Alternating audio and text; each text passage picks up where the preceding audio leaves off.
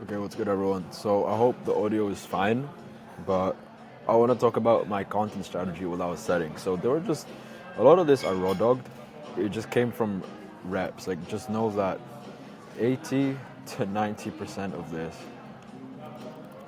is repetitions. Is you showing up every day, twice a day, 3 times a day, having to post and figure it out, and then you'll boil it down into your own method what works. Like a lot of this, what I found with personal branding content is that when someone give me a template or a structure to follow, it didn't quite make sense. And the only reason it doesn't make sense is because you're just like, it doesn't feel familiar to you yet. So we need it to be familiar to you. The way you do that is by building the repetitions and showing up every day doing it. Okay, so with that being said, I'll give you my structure, and I've boiled it down after these past couple years on what sort of my content strategy seems to gravitate towards.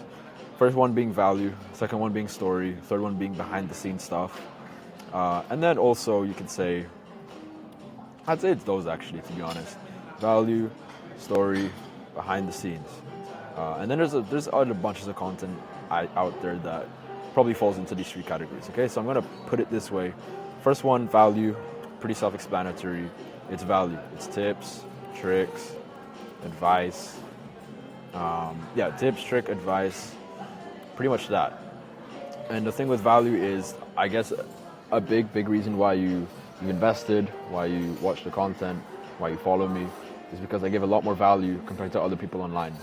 And that's the secret, guys. Is the more you give, the more you get back. And it's not even about giving to expect something back. It's just you give out of goodwill. You give so you can share your learnings and your advice to someone who may need it online, because you don't know that, you know. You may feel like a beginner, you may get imposter syndrome, you might feel like you haven't become a full expert or be the best that you could be. But simply by giving tips out there, putting it out online, even if it's not perfect, like that's gonna touch someone who may have needed to hear that day. And they're gonna tune in, they're gonna be a follower, and then they're gonna ask for more content. And then you just build up that resume of goodwill, and then you end up getting a loyal follower. Loyal followers lead to an audience. Loyal audience leads to many opportunities. Okay, so even if you feel like you're scared of giving it away for free, still do it. There's a bunch of stuff online that I probably shouldn't have given it for free. There's a bunch of stuff that I probably should have kept behind a paywall, but I didn't. Because that's what I needed to do in the beginning of my journey, and even still to this day. I have to make my free stuff better than people's paid stuff, okay? So just keep that in mind when you're doing value. In terms of what value exactly you could bring, just like any tips and tricks that have helped you or is helping you right now. So for example, if you're setting, you want to give tips on like certain objections that you face and how to handle them. Anything that you're learning, like top 3 most important things when it comes to setting that's made me successful, that's helped me make this amount of money per week. Okay, just give it all away, and like anything goes at this point. Okay, so value, value, value. Next one is story. So like transformation, where I was before versus where I am now.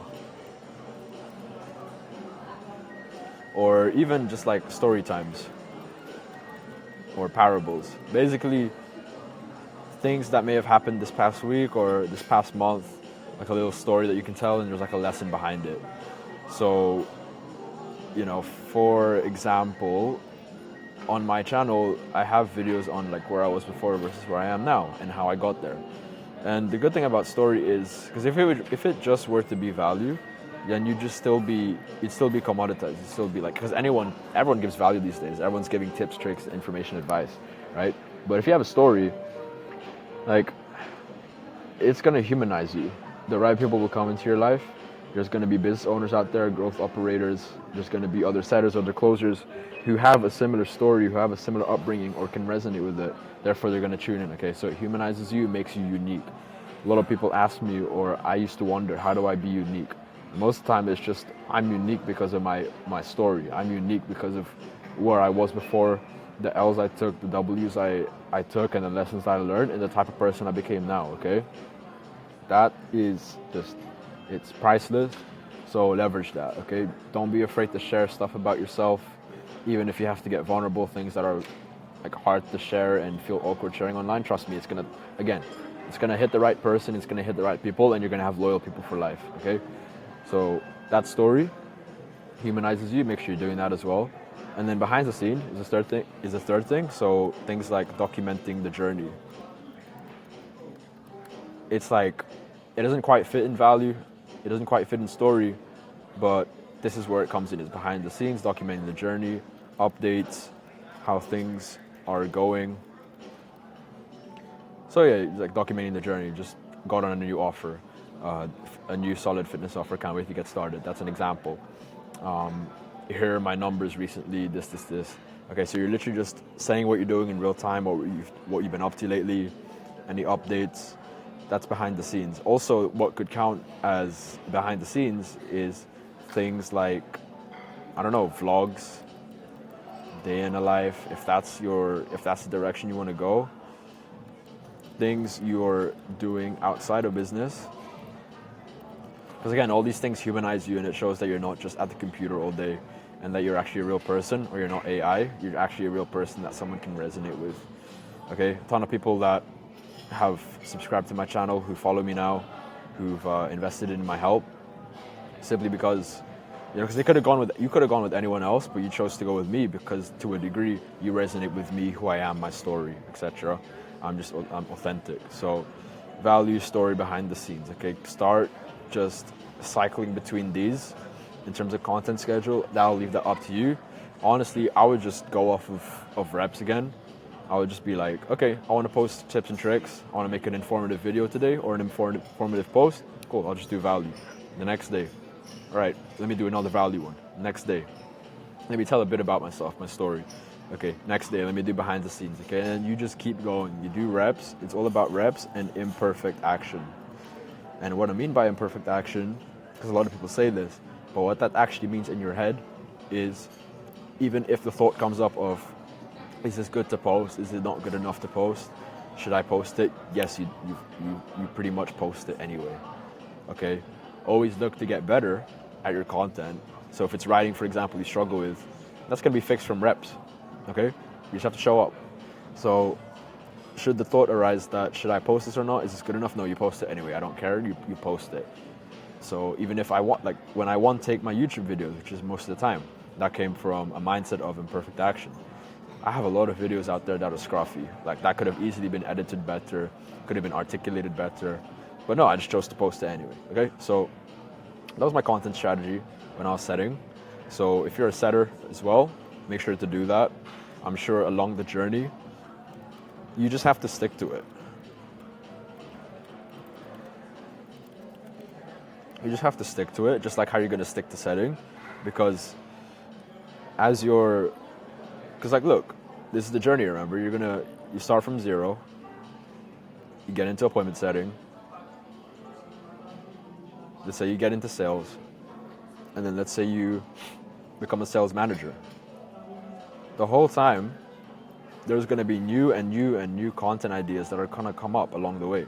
And you're always going to be documenting about it, you're always going to be telling stories about it, you're always going to be telling sauce about it. You're going to be giving sauce away tips, tricks, and advice about it. Okay, so it never ends.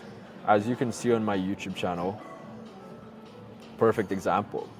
From the very get-go, from the very beginning, before I even moved out to Thailand, before I even, considered myself semi-successful with my life, I was still posting videos. I was still posting advice from my little brother's bedroom. You can, in one of the videos, and it actually got a lot of views. Like, look, right here in my old coaching days, to the coaching business before this, that's my brother's. That's the bunk bed that me and my little brother shared. It's right there, and I'm giving a client interview for a client that I helped go from 3K to 6K in 12 days. So it doesn't matter, guys. Just work with what you got, then just give it all away. I think the video I'm referring to, again, it's my little brother's bedroom, and the cat is behind it, and yet still it's got 610 views. This is like 26 minutes of sauce. It got 28 likes.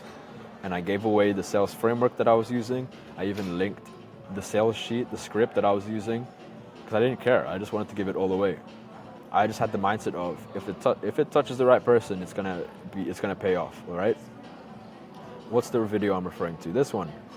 Live appointment setting training, part 2. It's got 4.2k views. And look in the corner. Everyone. Or look here. I have Avengers posters in the back. I'm in my little brother's bedroom. I was not making a lot of money.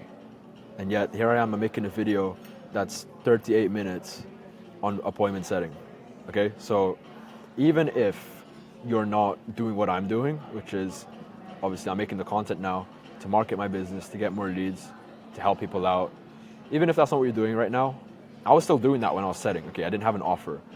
I was doing this to build my personal brand, to show people that I knew what the fuck I was talking about, to reach more people so I can build more connections, and to get better opportunities.